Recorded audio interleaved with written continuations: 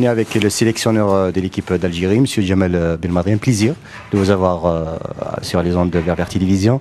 Tout d'abord, vous êtes ici présent par rapport à cette fête nationale qui est Yenayer pour les Amazirs du monde entier.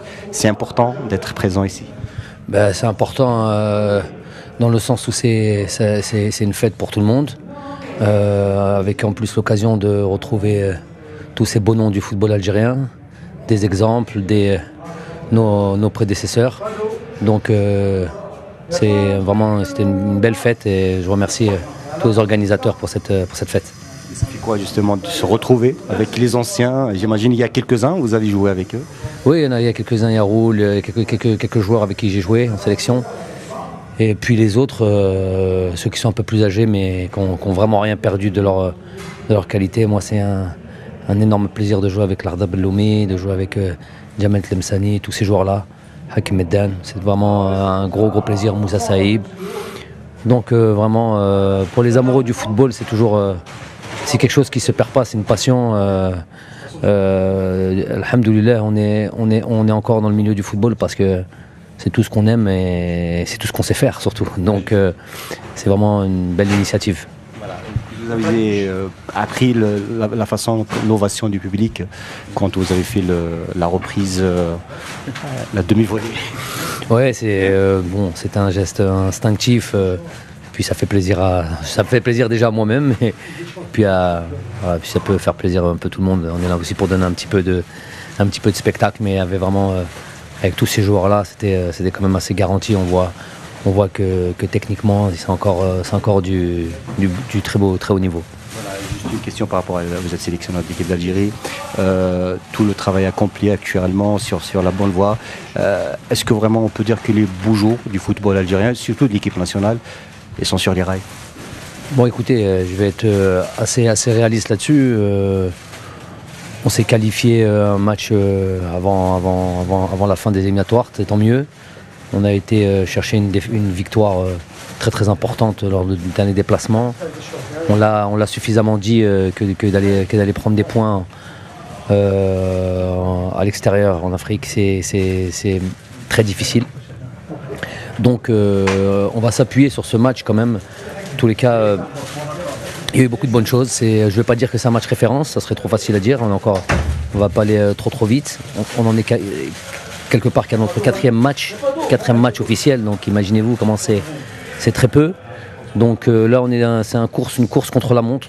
Essayer de gagner du temps, travailler le mieux possible, le plus vite possible pour être prêt pour cette phase éliminatoire qui est la Coupe d'Afrique en Égypte. Donc on a encore ces deux rencontres au mois de mars, elles vont être vraiment très importantes en vue du travail. Vous aurez aimé, c'est vrai, que ça aurait été mieux d'être organisé en Afrique? Moi, il y a eu évidemment, comme d'habitude, il y a toujours des gens un peu mal intentionnés qui veulent interpréter mes propos alors que si on les reprend tels qu'ils ont été cités, la question c'est est-ce que vous préférez l'Afrique du Sud ou l'Égypte? J'ai dit l'Afrique du Sud par rapport au climat. Si maintenant ça c'est pas assez clair et je ne sais pas quel entraîneur, quel joueur, quel supporter ne voudrait pas jouer, ne voudrait pas assister à une phase éliminatoire dans un climat tempéré, un climat qui permet d'avoir un beau football, un football avec beaucoup de dynamisme. Donc c'est pas du tout ça a été un souhait, mais vous faites le tour de la question à tous les sélectionneurs de cette CAN. Ils diront tous qu'ils préfèrent jouer sous une vingtaine de degrés, entre 17 et 20 degrés. C'est normal que de jouer sous 35 degrés avec de l'humidité. Donc c'est tout ce que j'ai dit, mais à partir de là, on m'a posé une question, j'ai répondu, c'est tout. Mais je me préoccupe pas de ça. Moi ce qui m'intéresse, c'est le travail. Et d'être prêt, on sera tous logés à la même enseigne. Donc on va faire en sorte de faire une belle préparation et d'aller là-bas conquérant. Le joueur Youssef Attal, il est sur la bonne voie, on peut dire. Très bonne voie, on va pas faire la fine bouche. C'est un gamin qui est aussi très bien structuré dans sa tête.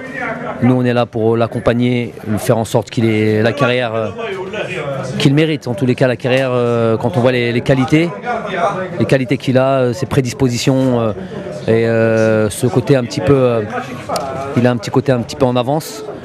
Très vite avoir été performant au niveau international. Première saison en première division française, il s'est de suite imposé. C'est peut-être le meilleur latéral du championnat de France. Donc il faut juste qu'il continue. Bien l'entourer, mais c'est un garçon qui est bien dans sa tête, donc c'est pas difficile. Dernière question, je vous embête pas plus. Alors, le championnat d'Algérie, il y a l'USMA qui est leader, la JSK qui est derrière, juste derrière. Est-ce que c'est bien d'avoir de la concurrence en championnat en Algérie? J'aurais préféré qu'il y en ait encore plus. J'aurais préféré que Sétif soit là, que le Mouloudia d'Alger soit là, et puis voilà, les clubs Saoura soient là, Belabès, un peu tous ces clubs, Constantine. Donc jusqu'à la fin, il va y avoir ce suspense. J'espère, en tout cas c'est ce qu'on espère, ça va pousser les joueurs dans leur retranchement, qui dépassent leurs limites et qui finissent pas en roue libre. Si je parle à proprement dit de l'équipe nationale, et ce qui nous intéresse, c'est d'avoir des joueurs en pleine bourre au mois de juin pour la phase qualificative. Donc voilà, donc on espère qu'il y aura un championnat qui va aller jusqu'au bout, qui va nous tenir en haleine. Et on compte sur l'USMA, évidemment, la JSK, et j'espère qu'il y a d'autres clubs qui rattraperont un petit peu le wagon et qui feront, on ne sait jamais, il peut y avoir une mauvaise passe des deux premiers, et puis les autres qui reviennent. En tous les cas, moi, ce qui m'intéresse, c'est que les joueurs soient prêts, fin prêts. De toute manière, il y a une sélection au mois de mars, donc il y a évidemment la performance collective et le classement, mais il y a aussi la performance individuelle pour ce qui est de ma liste de joueurs. Donc il faut qu'ils travaillent bien et que personne ne sente ou que ce soit acquis d'être sélectionné ou que ce soit désespéré. Tous les joueurs, et vraiment je le dis, c'est pas pour mettre la pression, c'est vraiment ce que je pense. Moi je prendrai les joueurs qui sont à même, ou je sentirai qu'ils sont à même de rivaliser avec les géants africains, donc des joueurs complètement concernés. Donc la deuxième partie de saison va être très très important de mon point de vue en tant que sélectionneur. Pour la dernière fois, on vous dit bonne année. Bonne année et moi c'est tous les ans que je dirais bonne année. Moi je souhaite à tous les Algériens qui soient en Algérie ou de la diaspora partout dans le monde, que tous les ans ils se portent bien, que tous les ans ils vivent dans la sérénité, la paix, que ce soit avec leur famille et surtout la santé.